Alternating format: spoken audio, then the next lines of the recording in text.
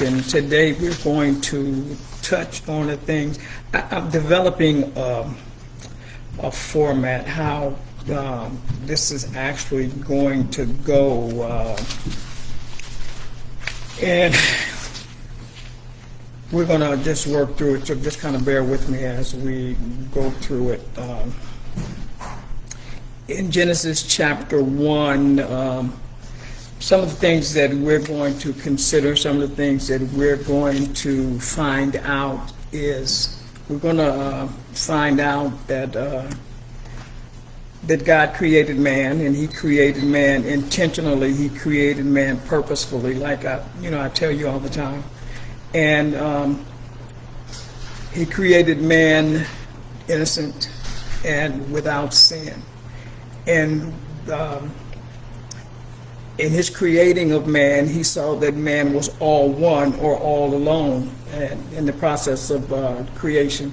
And so He created him a helper, a helpmeet, an edzer kenegdo, one who was like him, who corresponds to him. And this is just in the process. This is after some other things. We're going to touch on the other things very briefly. But to get to this point, He tells man, he blesses man, He gives man dominion over all the works of His hand. And He gives man this helper, this helpmeet. Okay. And now God has already articulated to man His expectation of him. Okay. And one of the things that He tells him is, He tells him that he can eat of any of the trees in the garden, but the tree of the knowledge of good and evil He's not supposed to eat from. So he eats from that tree, and Eve eats from the tree. She's tricked by Satan, who at that point in the garden, he's in the form of the serpent. So he tricks her. She eats from the tree of the knowledge of good and evil, and then she gives to Adam, who was with her. Now that with her, we can depending on who you're listening to or who's speaking, it can kind of go back and forth. Some people assume that he was there in her presence when she was deceived, when she was tricked. There's some others that say that he wasn't there. They weren't in the same location. And that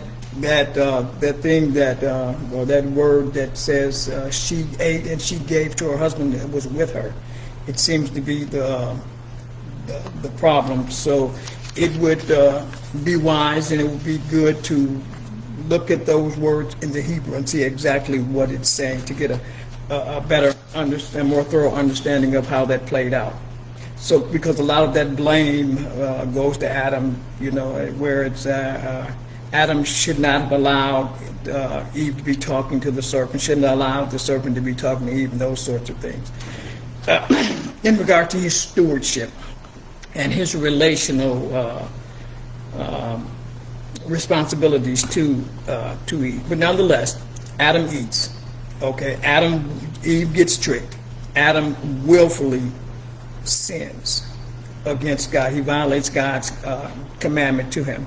So by that act, mankind, or man, Adam being the corporate head, the federal head of mankind, Adam becomes depraved as an act of his rebellion against God and his disobedience to the things that God has commanded him to do.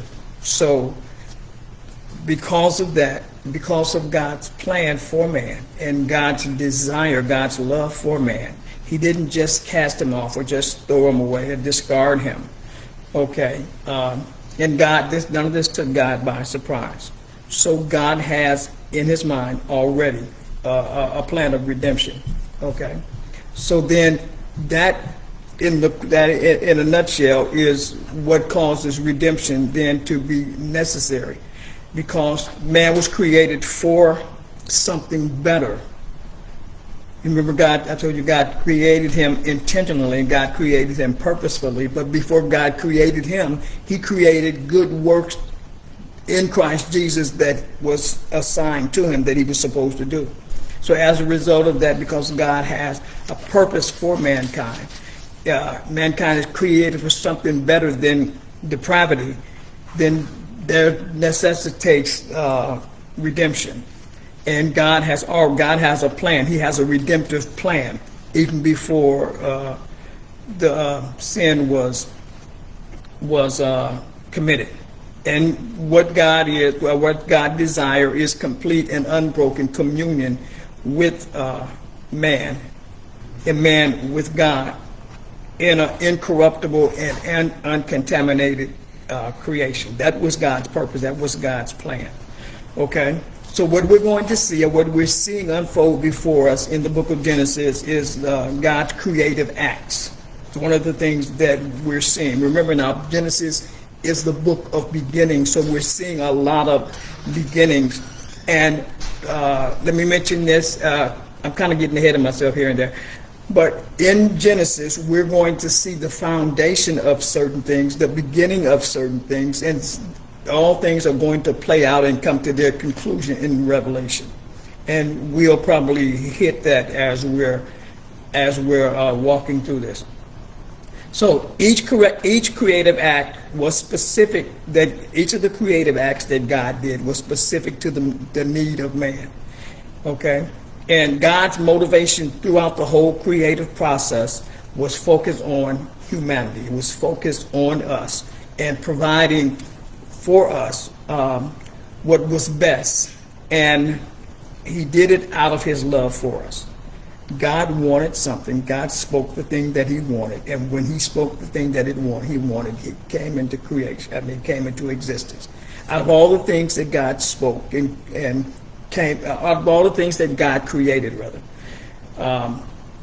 most of the things that he created, he spoke, and it was. The one thing that God created that he didn't speak in the creation, he actually put his hands, if you would, to the task, is his creation of man. He formed man, and he created man, created a male and female, and he formed man from the dust of the earth.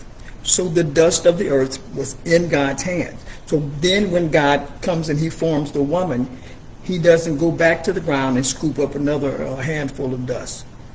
No, what he does is he opens, and we're getting ahead of ourselves. He opens Adam's side and he takes a rib from Adam and he creates, or he forms rather, the woman. Now he created them both simultaneously, but he formed them. He formed the man first. And then he formed the man for himself. He formed the woman next for the man. So man was not created for woman. Woman was created for man. God looked at man's situation and he saw that he was all one. He didn't have one like him that corresponded to him. So he created for him, or he formed for him rather. I keep falling on that word creation. He formed for his man an Edzer connector. Okay, one who could stand in his face and behold him eye to eye. One who would surround him with aid and assistance. And he did it out of his love for his creation. He did it because he wanted something in the earth. He wanted someone in the earth that would be a representative, someone that would represent him in the earth. Okay? So that is how we came to be now. And again, each creative act that God did was specific to the need of the man that he had created. When I say man, I'm speaking of mankind as a whole at this point. So he didn't specifically name, or the Bible doesn't state a specific name for man. He says Adam, and that means the mankind, is derivative to mankind. So he's meaning all. But then Adam does name Eve. And God has given him that privilege to name Eve. Okay, so now there are 7 acts in creation, in the creative process, and prior to the crowning event. And one thing that we're going to see, and we're probably not going to talk about it, but one thing that you can see in the book of Genesis, the book of Genesis is rife with 7s. Okay, and there has to be some meaning, there has to be some significance to that. And I I have heard some information related to that, but we're not going to get into that. We're just not going to get into that. Okay, but there were 7 acts in the creation process before God created his crowning, or before the crowning event, before God created the crown jewel of his creation, which is the creation of humanity. And each act that preceded God's creating man, as I said, it was prefaced by a "let there be."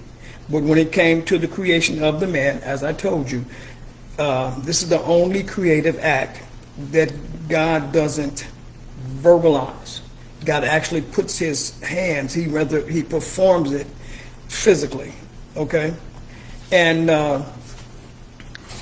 also in the book, we're seeing unfold before us the account of the world's creation. And as it unfolds, it's going to display to us, it's displaying to us God's omnipotent hand shaping the universe from formlessness, okay, into a realm from nothingness, formlessness from nothingness, into a realm teeming with life and abundance. Bear in mind now, he's got his humanity in mind when he's doing that. Okay, so from the establishment of light and darkness to the formation of diverse life forms. Okay, so we're going to go in Genesis on a journey through the 6 days of creation. It's going to be a remarkable experience. We're going to try to not really just take all the time in the world, but we're going to take some time and just kind of walk through it